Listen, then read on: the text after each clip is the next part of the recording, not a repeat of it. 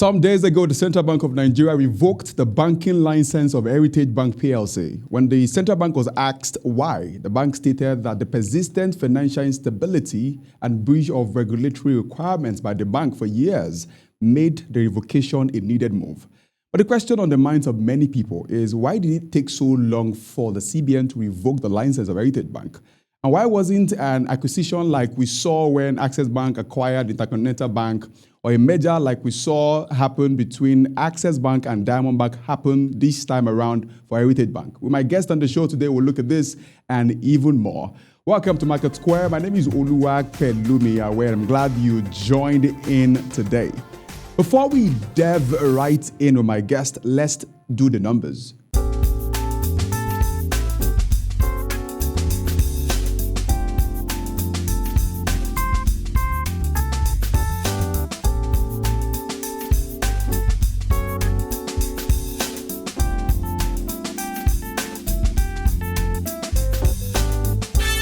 Yesterday, the all-share index rose 0.58% at 99,793.71 points from Friday's gain of 0.09% at 99,221.14 points.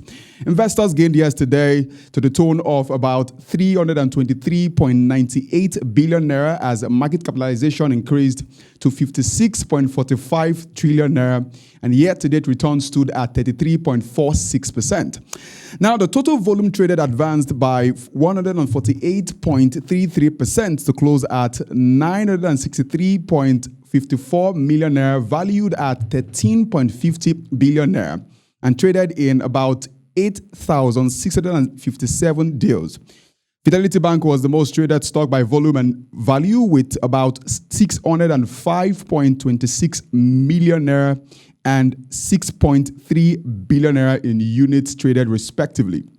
Now to the foreign exchange side of things, the value of naira yesterday, if you consider the NatFest rate, appreciated by 0.21% to 1,481.32 naira per dollar from 1,484.37 naira per dollar.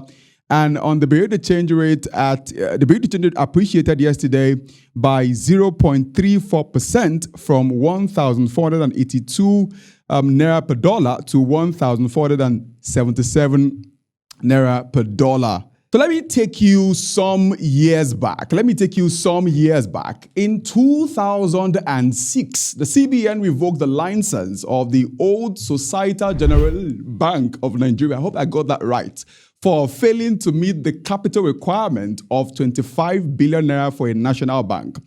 In 2013, the now defunct Heritage Bank PLC began its operation in Nigeria as a regional bank after it acquired the license of the old Societal General Bank of Nigeria. Now, just a year later, in October 2014, the Asset Management Corporation of Nigeria, APCON, announced that Heritage Bank had emerged winner of the bid for the acquisition of the defunct Enterprise Bank. This meant that Heritage Bank inherited over 160 branches, over 177 ATMs, and over 2,000 POS terminals spread across major markets and commercial centers in the country, making Heritage Bank a national bank. The CBN and APCON jointly made known to the public that Heritage Bank had successfully met all the terms and conditions set by the CBN and APCON towards owning 100% shares in Enterprise Bank. Now, the question on the minds of many, and even on my mind, is what then happened from that time till now, and what made it a must for the license of Heritage Bank to be revoked by the CBN this month of June.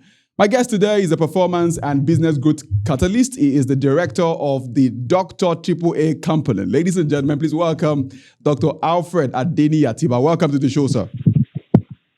Thank you very much, Oluwapelumi. It's an honor to be here. Thank you so much. Awesome. So let's start with the question, why was the Heritage Bank license revoked? I know the CBN has told us that because they couldn't meet certain financial obligations, and that made the move, a need to make move. But why do you think the Heritage Bank's license had to be revoked?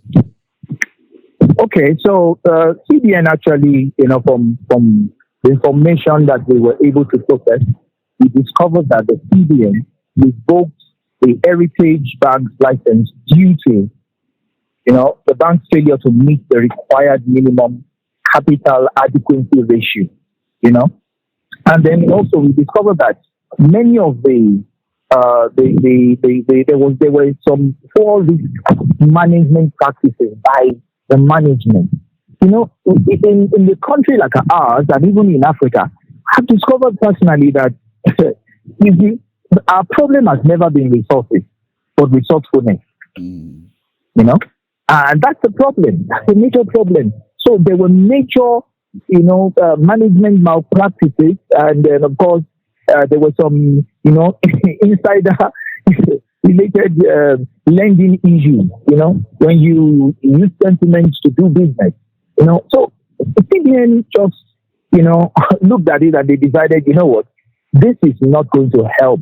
And the CBN, since the CBN is the mother bank, and of course they have different roles, they had initially intervened, with some supervisory measures to actually address these issues. But it's so sad that, the bank itself, did not actually sit well with all these things and work on it. So that's why CBN actually revoked the license. So it wasn't, so the same, like our people say, the same teeth that the dog uses to play, with his children, is the same teeth it used to bite them. So that's the case here. Okay. Now, so like I rightly mentioned at the beginning of the interview that the bank started in 2013, and to have spent over 10 years, this is 2024, to have spent over 10 years in business, and this still had to happen. Yeah. I thought, okay, I know you consult for businesses and all, and there is the idea that if a business can stand after 2 years, there's tendency that the business will stay for a long time. But why don't we have this policy, this idea happen for Heritage Bank? Okay, beautiful. So it's a straightforward question. Thank you for that question. Straightforward, intelligent, straightforward. The challenge has always been this. See, look, what we know versus what we do. What we know versus what we do. There are some practices that we learn in the university that they will not work in a financial ecosystem like ours in Nigeria. They won't work here. So most of the things that we're doing, it must be practical things.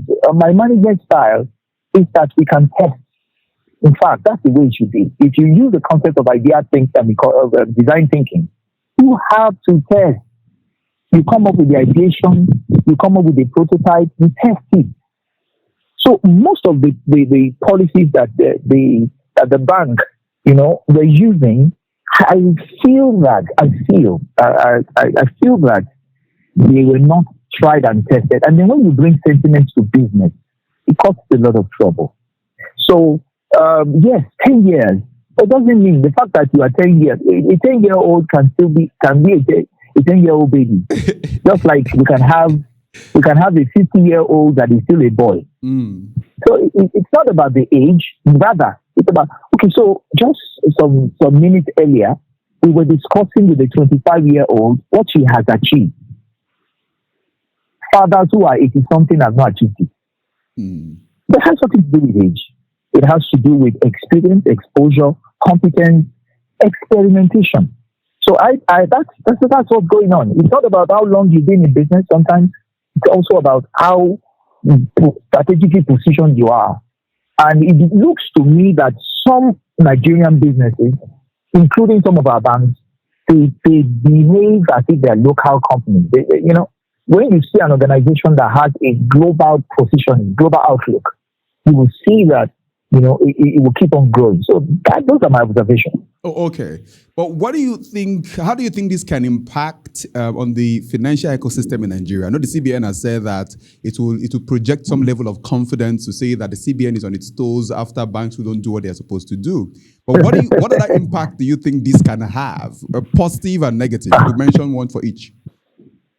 Okay, beautiful. So the positive part of it is that, all banks now know that no matter how big you are or how handsome you think you are in your operation, you can be closed down if you're not performing well and you're not doing what is right.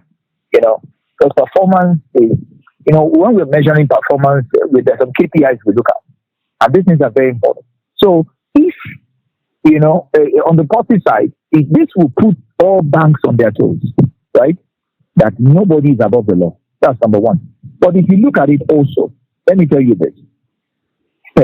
There are a lot of negative. I'm just going to rush them, just, count them out and reel them out, First off is loss of customer deposits and confidence in the banking system. We're already having issues. Who will tell you that some certain financial apps are not this, are not that? Now, okay, so you tell us, don't use the financial apps again. They have problems. Things are happening. Now, okay, banks now, and this is now happening. So there's going to be loss of confidence in the banking system. Okay?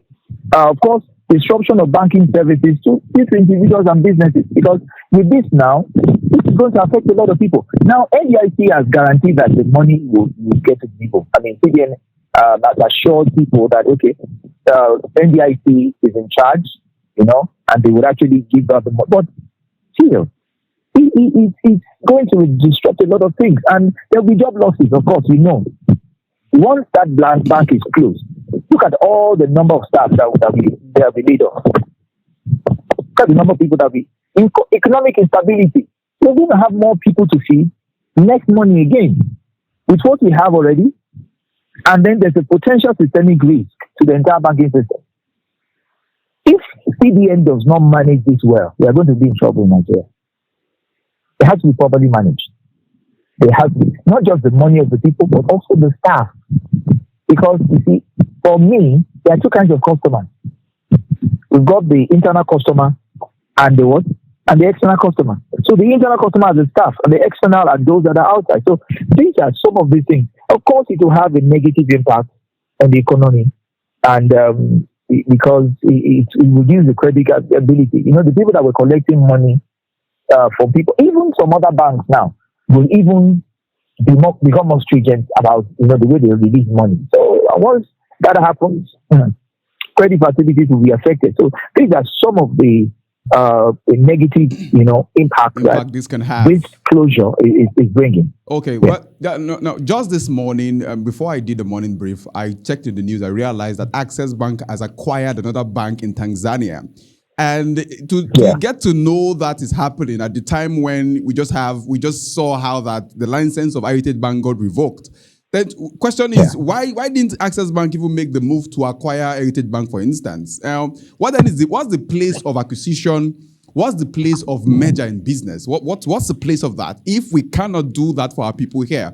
Or maybe did they see something about Heritage Bank that we're not seeing and felt this is going to be a lot of liability if we go into this?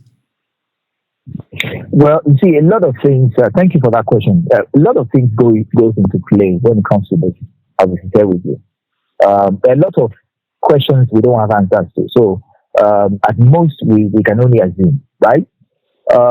Before you acquire an organization or before you merge with an organization, you want to know their strengths. You want to know whether you're not adopting liabilities or you have gain. Well, look, this is business, right?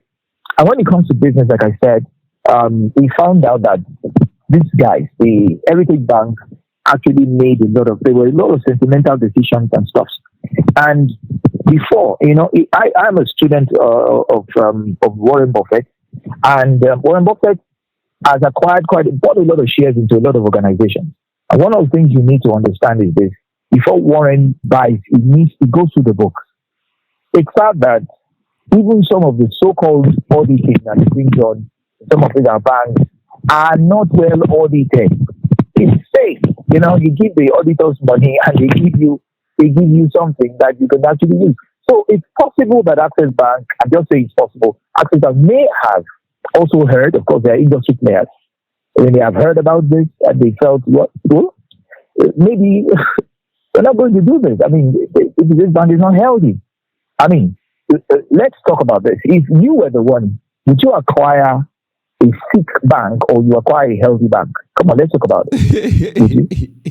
Oh yeah. So the bank that was acquired in Tanzania was a strategic acquisition. Strategic acquisition. They saw it. They said, oh, we will make a lot of money here. Then it's going to also make us bigger. Definitely. So who knows? Maybe they want to use Tanzania to move into some other, into Europe, into Asia. Who knows? You understand? So that is it. These are decisions that CEOs need to sit down and look at. Before you make these things, you need to sit down. And I realized that the late founder of Access Bank was a very sharp guy, very sharp, very brilliant, made up his mind when he was young he was going to be a banker, a world-class banker for that matter. And I always say this to organizations who want to start building. What is your goal for your business? Some people start, they just say, I just want to build something that's fine. Just let us, continue working in Nigeria, expanding out of the country. The money here is okay. And so because of that, your policies are not standard. They're not standard. And if you have a lot of money, you can bribe your way through a lot of places. But when you can set procedures, you can set standards in place, it will help. As far as I'm concerned, it does not make sense for me to employ family. And I'm saying this, I won't employ family that has not gone through the process. It's sentiment. You won't do that. It's business. If you're going to take in people into your system, because that is one of the major problems African businesses have, no matter how big they are. It's not about the money. No, it's about the structure. That's what we should always look at. So maybe Access Bank looked at the structure and they felt, this would not, it's like we're inheriting a lot of wahala. So let's just just leave it. Yeah. Okay. Now, if the CBN doesn't come into play here at some point when banks are failing, then we might have more banks close up in the coming days. We've seen that happen again and again and again and again. And the question is, what measures can the CBN put in place to ensure that banks are, so people who want to come into that banking sector are confident enough to know that the CBN has got their back, and to ensure that if they get to the point where things are falling out, they can still stand and rest on the CBN. So what are the ways you think the CBN can just ensure that the bankers are more confident in the system there? Okay, so what they can do to reinforce even public confidence, and even with a lot of this, what do we call it? To ensure that even bankers are, doing all those things. That there have been rumors that the CBN revoked licenses of Unity Bank, Polaris, and Cisco. Yes. And then CBN said, no, it's not true. It's not true. You understand? They said, no, it's not true, and all that. But to preserve public confidence and all these things, it's important that CBN becomes more communication-driven and also transparent. They need to become more communication-driven and transparent. I mean, share things, open up, and some other things like that. Of course, there must be regular updates on the banking sector development. That should be done to enforce confidence. There should be a unit dedicated to countering misinformation and rumors. You understand? And then CBN needs to start to engage publicly, actively with all the stakeholders, and the public, and even the bankers themselves. Because these guys are losing their jobs. A lot of people are losing their jobs already. I was wondering what CBN is doing about all these staff that are being sacked, from these organizations here and there. But they will tell you it's not their mandate. Their mandate is to be the apex bank, do this, do that, and all those things. So I understand that there might be some unionism that's been involved right now and all that. But if these things are done, it's going to really, really help out. But I feel that CBN should also maybe help this bank, instead of closing it down fully. Maybe it would have been nice for them to look for, maybe the government can acquire the bank, right? The government can acquire the bank and, put a structure in it. And who knows, maybe they can sell it to somebody else later. These are not textbook solutions, but we're just looking at the best fit, something that will work here and there. So they might just consider merger and acquisition. because it plays a significant role in banking. Access Bank could not have gotten to where they are today if they had not merged with Diamond Bank. So that's just it. Those are just some of my ideas. I don't know whether that works for you. Some would say that when a bank wants to come on board, they should be made to speak about their 10-year project, their 10-year plan, to say this is how we intend to sustain this bank for 10 years, and to ensure that maybe again also the CBN could maybe even recommend a consultant that will be there from the CBN to monitor processes. Because if they've been able to stay for 10 years and then you are now revoking their license now, how about the guys who got employed last year? How about the guys who got employed in December? So somebody who got employed in December now is now saying, I need to get another job because I don't know what to do again. They revoked the license of my bank has been revoked. What happens to me? So I think you mentioned it in passing as well, that the CBN maybe should put in place some structure. But what is even baffling? What is baffling is that some employees of Heritage Bank have said that they've not been paid their salaries for a while now. Over 30 former employees were not paid their salary. And it's something to talk about, to say, what do you think should be done with respect to the bank? What do you think can happen that the CBN could do to ensure that payments are made to the people who didn't get their money, although they work for Heritage Bank? Well, to a large extent, I must confess that I'm not too sure about the role of CBN when it comes to employee retention or employee welfare and all these things. But I understand that the bankers have a union that fights on their behalf, that does that for them. So what would definitely need to be done would be that CBN should be more proactive. I mean, that's just the way it is. They should become more proactive, with it. So the Association of Senior Staff of Banks, the HEBATA Union, is the Association of Senior Staff of Banks, Insurance, and Financial Institutions.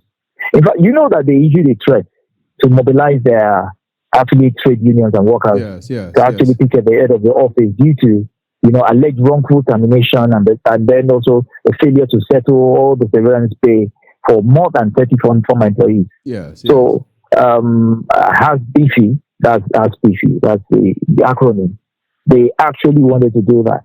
So if that's going to happen, CBN needs to call for an urgent dialogue with ASBC, Heritage Bank management, to resolve these issues. They need to step in. Look, you cannot be called the mother bank or the apex bank and you're not doing anything. Well, what are you doing? You understand? My people will say that you cannot give the title of the hawk to a bird and then it cannot carry the chick. I'm trying to figure out that in Yoruba. I can't think about it in Yoruba. Can you say it in Yoruba, please? Okay, yes. You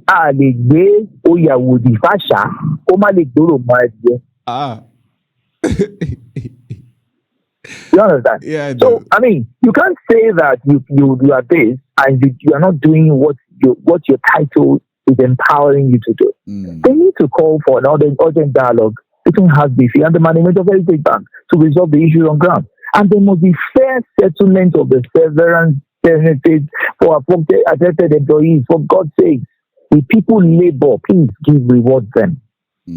Reward them. Pay their money. It's not fair. For how many years?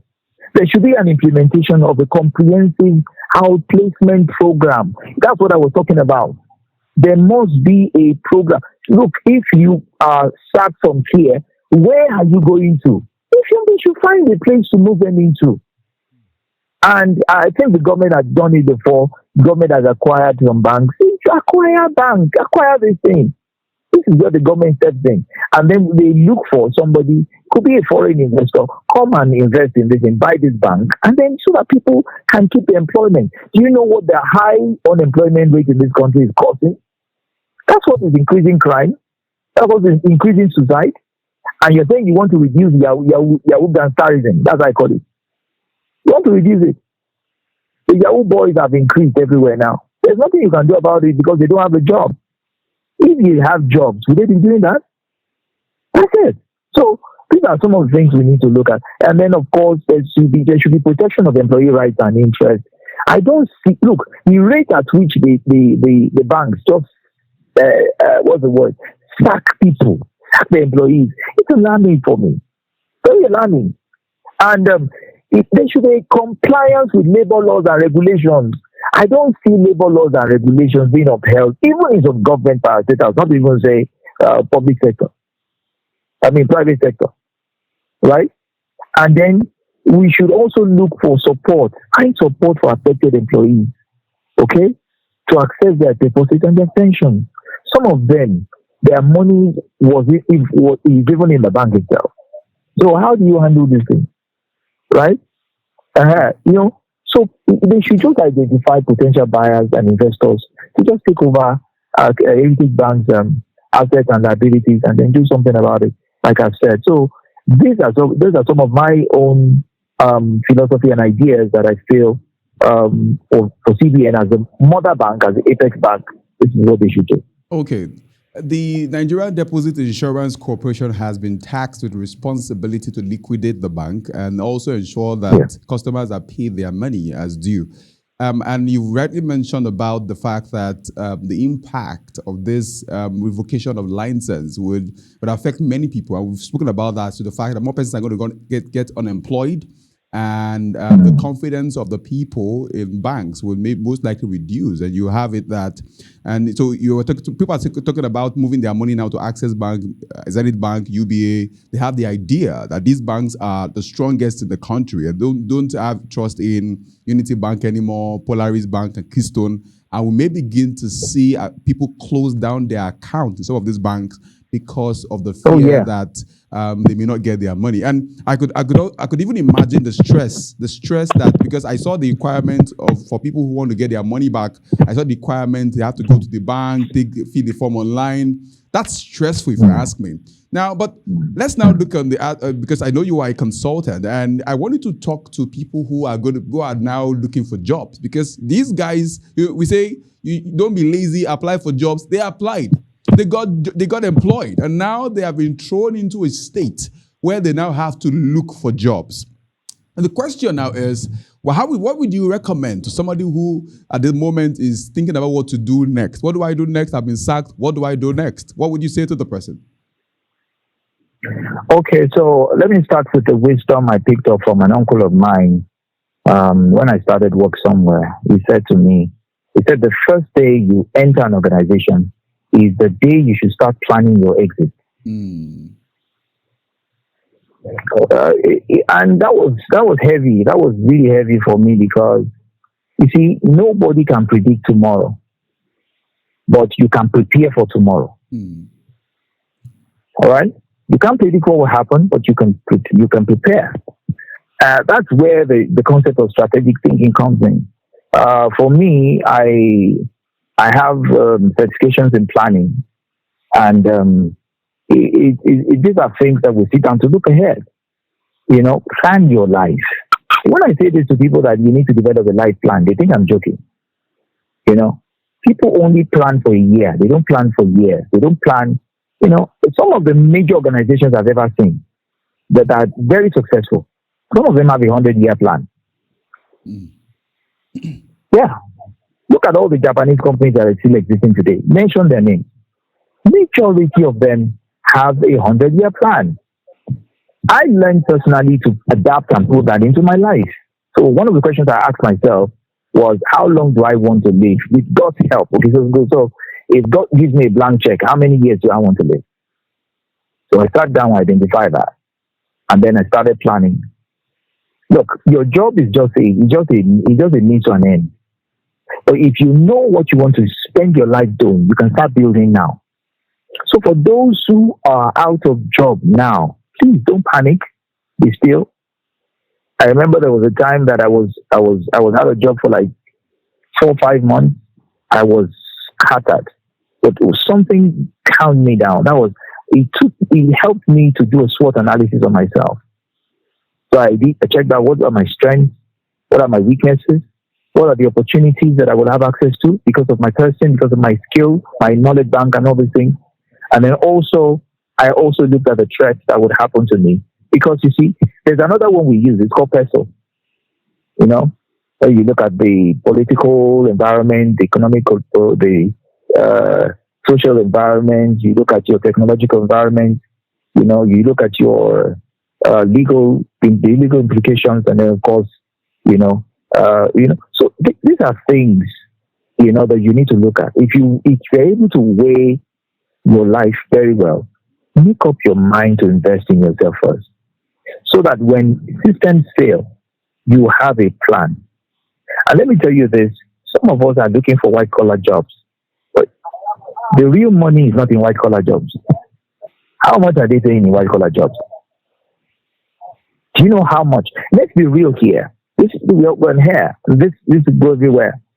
There is no country that you will do something that is a business. As long as you pick up a solution, you are offering a solution that some people need and they're willing to pay for, you become wealthy. So whether it's disposal of waste, whether it's cooking, oh my God, you know how much people in the food industry make? I consult for some people in the food industry. You don't want to, if you see their numbers, you will scream. There are some guys that sell, master's graduates, they sell akara, because I don't call it bean cake. It's not bean cake, it's akara. Okay? They sell the akara with the bread and they're making money. So much that the guy bought his own grinder, to actually keep on doing that stuff. Employ staff there.